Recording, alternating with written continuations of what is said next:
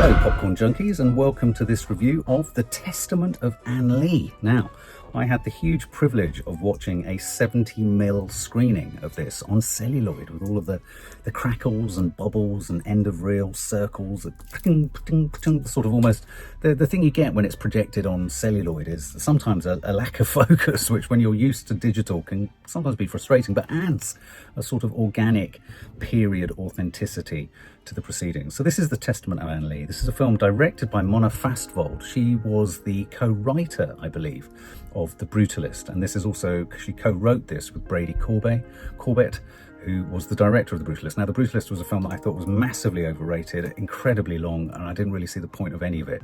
The more and more I sort of think on The Brutalist, the more and more I think, oh God, I mean, obviously there was huge skill and craft in huge parts of it, but the entire enterprise felt very self-indulgent. So it was knowing that team was behind this.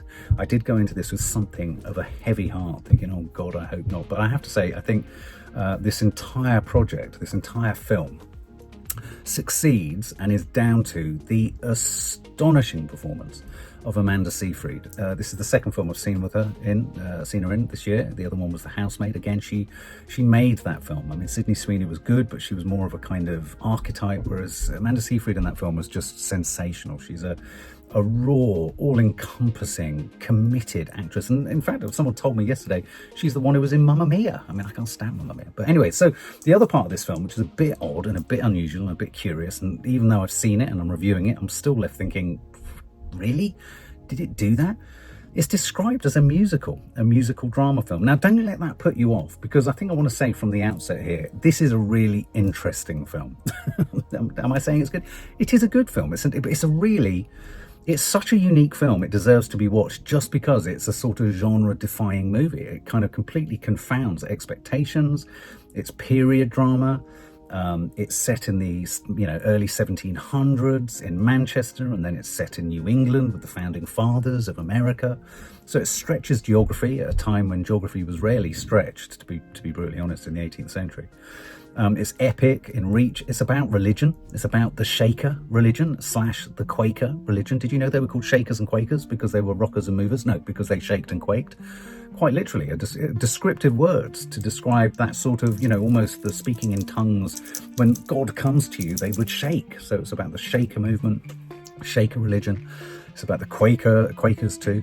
Apparently, just as a detail, so I don't forget it, apparently today, now, living in the world, there are just 2 members of the Shaker religion left, apparently. I mean, I don't know where they are or who they are. So as I say, this is a story of Anne Lee. Anne Lee, The Testament of it. Again, the Crucible. Having seen the trailer, I was expecting something like The Crucible. I was expecting something in which witchcraft would feature, in which strange naked dancing and all the rest of it. I mean, there is dancing. There's loads of dancing, loads of choreography, loads of singing. But in order to, I hate musicals. I despise musicals. The one thing I could not watch is Mamma Mia. I do not like musicals. But, and it's a big but, with the exception of one song in this film, which I will home in on later, most of the music in this film, most of the song and dance numbers, they're not song and dance in the sort of West Side Story sense of the word. They all happen so authentically embedded into the act of praying and faith and religiosity. Imagine if you had a musical film made about gospel music. Well, you're going to have gospel music in the telling of the story. So do you get what I mean? It doesn't sort of stand out. The musical tracks don't stand out in quite the same way, because there's a strong, compelling argument that in many of the situations that some of the songs emerge, they would be or could be sung in that way. I actually found most of the music really moving, really inspiring, really spiritual, and really rather quite beautiful. So this is based on a true story of Anne Lee, a woman who grew up in the Shaker religion, based in Manchester. She and her brother grew up in the shadows of a father, or in a community where at an early age she saw her dad having sex, and this sort of hardwired into her the fact that maybe sex is a bit naughty, maybe sex is a bit too much, maybe it's something to be frowned on. She finds herself amongst a Quaker movement in Manchester. She kind of finds herself in amongst faithful people, religious people, and she commits to a faith where they all talk of the possibility that Christ is going to come again. But what I would say is all those things together, as I've just outlined them, would make you think, fucking hell, I'm steering clear of this. What a weird, strange oddity of a film to get on board with. But I have to say, the musicality is good. The it's interesting music. The dance, the choreography, the cinematography is absolutely beautiful and to die for. It's sensational. And the intensity of performance by Amanda Seyfried, they all of them, you know, in union, if you like, in holy union, they all quite literally carry you through what amounts to, yes, possibly one of the most bizarre films I've seen in quite a few years. So why tell the story? Well, it's about a fringe faith. It's about the restrictions and the pious puritanical attitudes to sex as she saw them as a young girl, and then as she gets older, she falls into this Quaker group. She marries a guy. When she marries him, he basically convinces her to engage in BDSM. He basically wants to whip her bottom and have sex with her lots. Keeps asking to put his penis in her mouth. Sorry, guys. Literally, this is the story. She gets pregnant 4 times. Goes through. There's a protracted montage sequence in this where she gives birth 4 times, or tries to give birth 4 times. Some of them are stillbirth. Some of them die. She goes through agony. This is like, imagine the most awful, most difficult, stressful moment in Hamlet, and then multiply it by 4. She goes through all these, and then she, having gone through all of this, the horrors of this, with a husband who just keeps nagging her for more sex. He wants more sex, constantly wants more sex. This is a film about that sort of tension between Puritanism, faith, and the desires of the flesh. I mean, right down to, though, the film starts with her and her brother growing up in Manchester. Her brother, we discover in a very throwaway scene, is actually more interested in having sex with men himself. So it's kind of an interesting tale in that, little did I know that BDSM was a thing back then, when they were sort of, Quakers and Shakers and religious kind of Puritan and Puritanicals and all the rest of it. And neither, who would have thought there would have been gay sex? But of course it's ridiculous. Of course there would have been. Everyone would have just hidden it. All these impulses, all these compulsions, all of these desires, quite naturalistic, driven underground, repressed, they spill out in odd ways, don't they? So even the guy, even her husband, who's into a bit of the old whipping on the bum and too much oral sex, even he is a sort of victim, if you like, of the overreach of puritanical religion and faith, etc. And so after the first act of the film, we've been in Manchester, she grows up, she's married, she's failed to have children, she's got a sex-obsessed husband who she kind of essentially fades away from and leaves. She decides, although he's part of the community, they all decide to get on a boat and head off to America. Why not? Let's go and spread the word. The second coming, we believe the second coming could be a woman, and all the rest of it. So they decide to cross the Atlantic. There's a very long protracted, there's a sequence in which the ship heads off. The ship's crew just think they're fucking batshit crazy. And I have to be brutally honest, you would under any other normal circumstance think, what a bunch of fucking psychos. But of course this was back then. And I have to say, whilst the scenes on the ship were amazing, I mean, they're shot beautifully, shot brilliantly. It's like, the dancing, the prayer, the rhythm. Again, it all happens quite naturalistically. It's not like they're all kind of walking along the gangways, kicking their legs in the air and kind of going, oh, there, like South Pacific. It's as naturalistic as you could imagine. Imagine sort of like, the production design, cinematography and set design of something like Nosferatu added into this kind of setup, this medieval world at sea. She becomes this sort of almost a Mother Teresa-like character. She's abstains from sex. She believes in spreading the word. She gets done for witchcraftery when she's in America. There are those who just can't quite comprehend what she's about.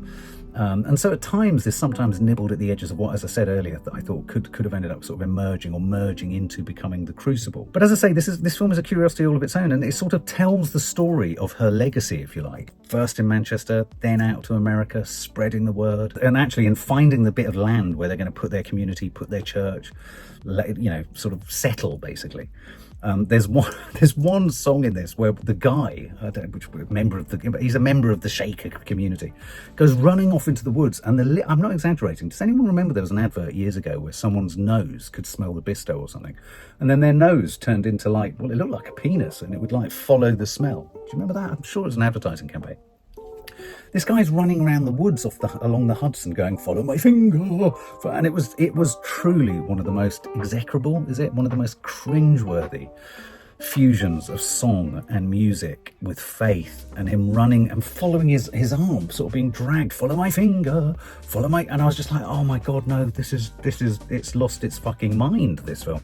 That was the one misfire for me. If there was one track or song that needed to be exorcised from the film, that was it. This was a film that is a curiosity all of its own, and I do think it's all the better for that. I mean, I hate musicals, and yet with the exception of that one song, I was fully on board. With the sense of spirituality and faith, there were some really protracted scenes of en masse, numerous people in rooms praying, all pulsating, a bit like an orgy, but in faith. And I think this was, as a film, it wasn't afraid to draw the parallels between the intimacies and the kind of entanglement of people, bodies, and etc. in service of faith. But of course, if it was all in service of sex, we would all be like, I mean, there were many times when they were panting or shaking or moaning in a sort of ecstatic fashion, where you're thinking, fucking hell, they're all having orgasms. This is very sexual. It feels very sexual. And I think as a film, it really is trying to strike that connection between sex and faith, and the body being a sort of focal point for intensity, whether it be intensity of, and how an intensity of sexual longing can be mistaken for or interpreted as an intensity of bad spirituality or good spirituality. So I think it kind of sort of nibbles at the edges of that boundary between sort of sex and sexiness and faith. The cinematography is divine, the locations are great, the set design is brilliant, the depth of focus is beautiful, the grain, the sort of like when we're in the cotton mills at the beginning, bits of cotton in the air. I mean, I'm sure they were probably added in post, but they worked really well. It looked lovely. Sometimes it almost looked like found footage. It was that believable. Certain sequences, it felt like a dreamscape of music, song, dance, prayer, sometimes mesmerizing, almost hypnotizing, and really does kind of, at times at its most successful, this film really does envelop you. There were times where I was very much lost in it, almost like I was in a sort of prayer meeting, and I'd kind of forgotten myself and sort of had to slap myself around the face, especially when the man's running around following his finger in the woods. As I've said before, Amanda Seyfried is sensational. She carries, in essence, she carries the whole film. The move from compliant wife to aspirant mother, failed births, loss of babies, trying to then maintain a relationship with her husband, then moving out to America, then carrying the pressure of being the female messiah.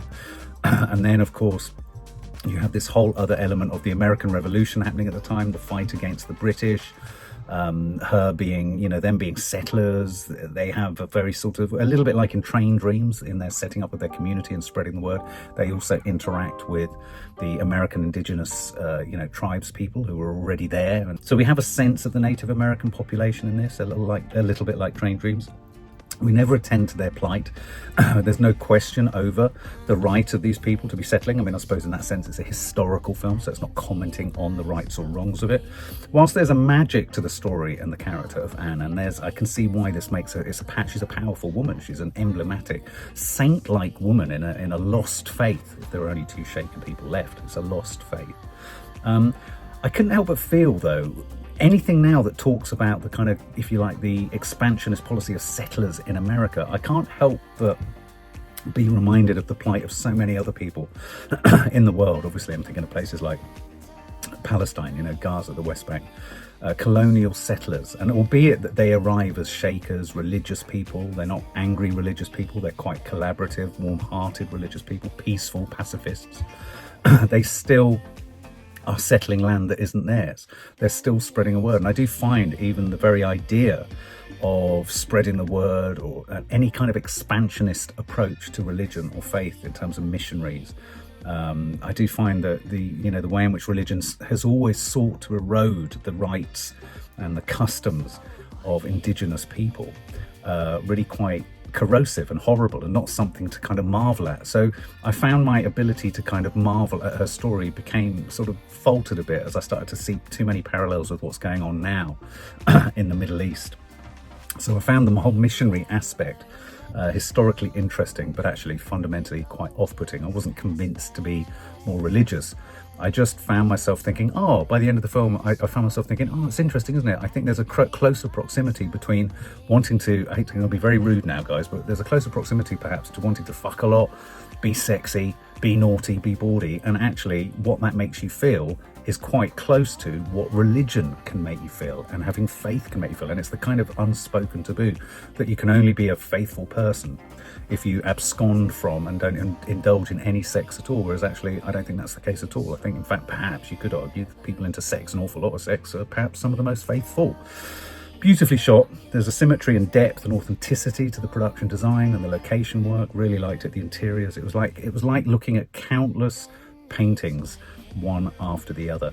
But I think full shout out to Amanda Seyfried for giving this absolutely everything. It's unusual. You're not going to see another film like this. It's genre defying. It really is.